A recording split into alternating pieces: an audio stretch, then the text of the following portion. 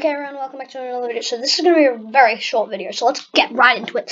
So I'm going to be teaching you how to make it a delay, and so let's get into it. So it's simple. Import time, very easy, time.sleep, and then the amount of seconds you want to sleep it for. You can sleep it for any amount of time, but basically I'm going to save that in Chrome right now so that I don't forget it when I try and publish that. I'm also going to save it just here and then there. So it's www.google.com. There we go.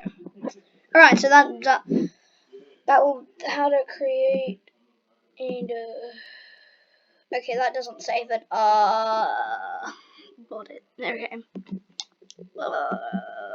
Okay, I'll just save that there. Okay, so now I'm going to show you me using it. So, alright, so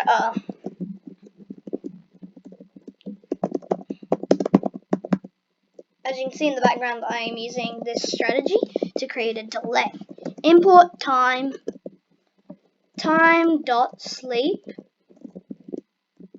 and then 3 seconds. Then I'm gonna print hello with an exclamation mark. You don't need to do it exactly like that I did, but that's how I'm gonna do it. So either you can see there, or you might be able to see up here. I'm not 100% sure.